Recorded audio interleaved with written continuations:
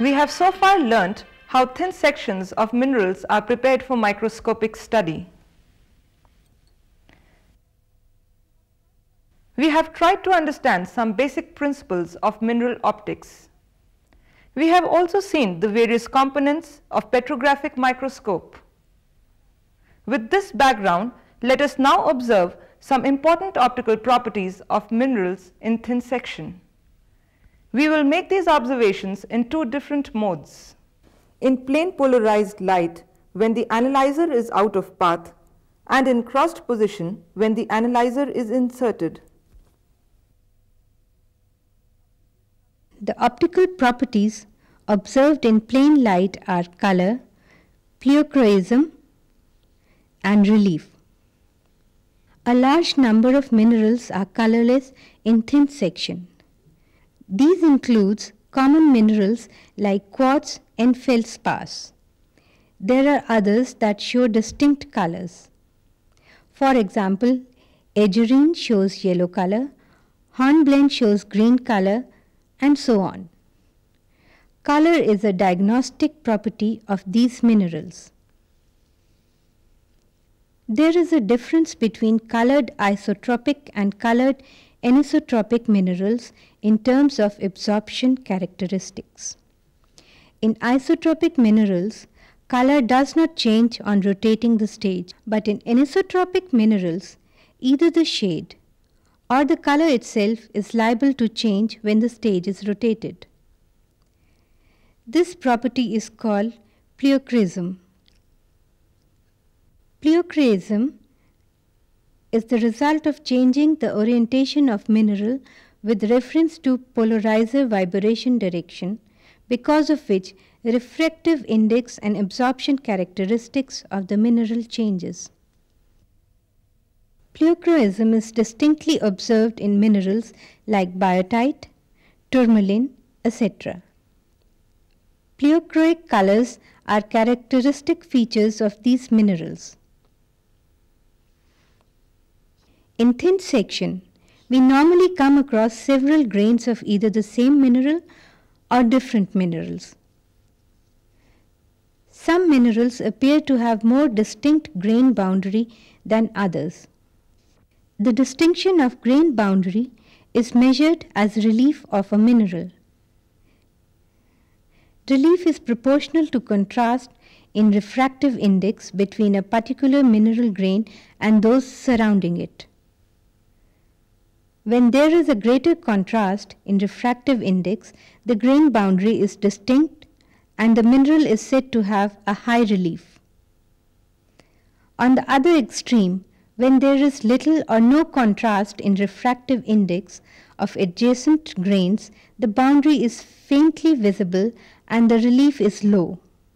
Quartz and feldspars have low relief compared to mica, garnet, amphibole, and pyroxenes.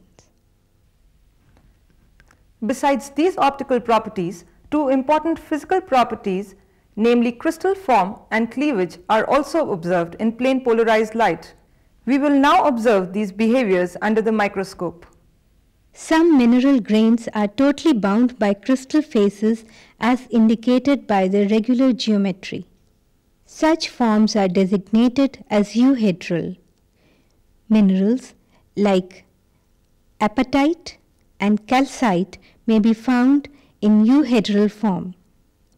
It is more common to see mineral grains partly bound by crystal faces. Such forms are designated as subhedral.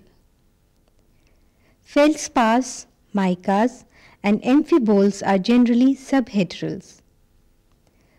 Sometimes mineral grains totally lack in crystal faces. Such forms are called enhedral. Quartz commonly occur as enhedral grains. Further, on the basis of shape, mineral grains can be distinguished as equant and elongated forms. Garnet is invariably equant. Acicular or needle-like minerals, for example, sillimanite, actinolite, etc., are recognized by the distinct elongation along one axis. In thin section, cleavage of a mineral is seen in the form of parallel set of dark lines confined to a mineral grain. Micas like biotite and muscovite are characterized by one set of perfect cleavages. Amphibold group of minerals show two sets of cleavages intersecting at about 120 degree. We will now observe the minerals after inserting the analyzer, that is the upper polarizer, in the optical path. We find several changes in the appearance of minerals. Isotropic and anisotropic minerals can be readily distinguished in crossed position.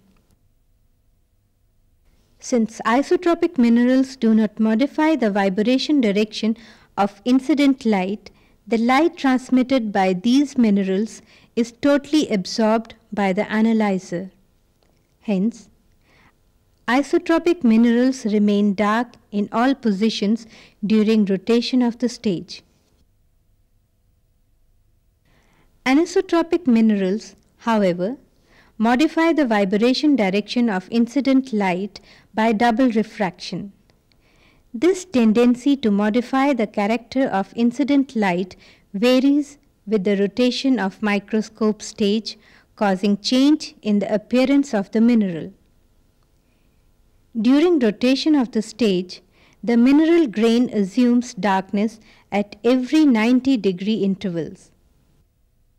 These are called extinction positions. In other positions, the mineral shows a distinct color. The intensity of this color is maximum at 45 degree from extinction position. This color is the result of interference of light rays having definite phase difference, where the phase difference is set by and is proportional to the birefringence of the mineral. It is therefore called interference color. We can assign the order of interference color of a mineral by comparison with a standard chart of interference colors. First order colors, namely gray and yellow, are dull.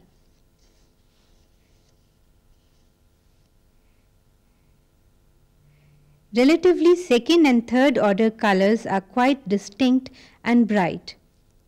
In higher orders, the colors become less distinct. Larger the birefringence of a mineral, higher the order of interference color.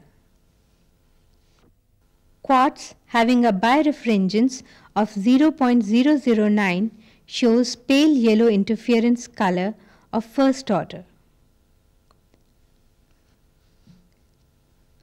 All feldspars have smaller birefringence and hence show first order gray interference color. Muscovite, which is colorless in plain polarized light, shows brighter interference colors of third order in crossed position. Calcite, having a large birefringence of 0.172, shows fourth order colors. When a grain of anisotropic mineral shows cleavage lines, crystal faces, or elongation along one axis, the angular relation between any of these crystallographic orientations and the extinction position can be observed. By this relation, it is possible to distinguish uniaxial and biaxial minerals.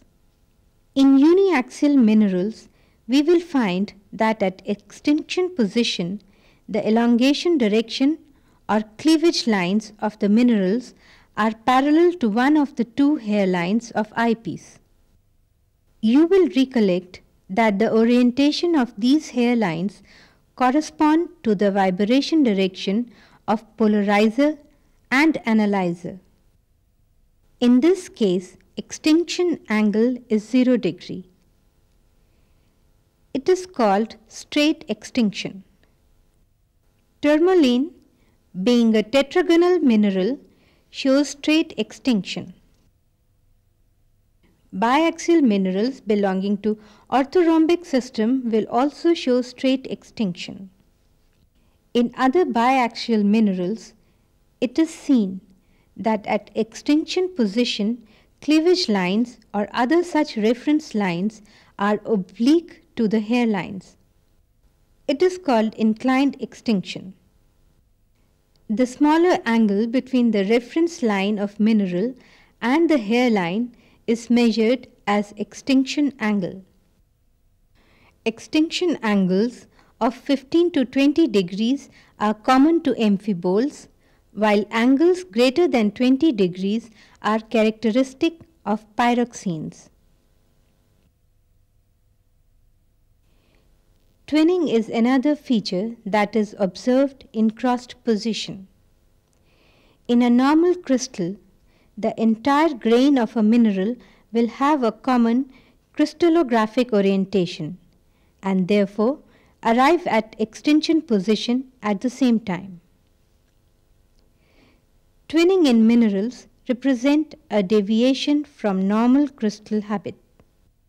In twinned crystals, different segments of the same grain will be having different crystallographic orientation. Therefore, when some portion is in extinction position, other portion shows interference color. There may be two or more twin components within a mineral grain. Feldspars show different forms of twinning. Plagioclase feldspars invariably show multiple twinning. Orthoclase shows simple twinning. The world of minerals is indeed colorful under the microscope. When you are able to recognize a mineral, it adds to your delight.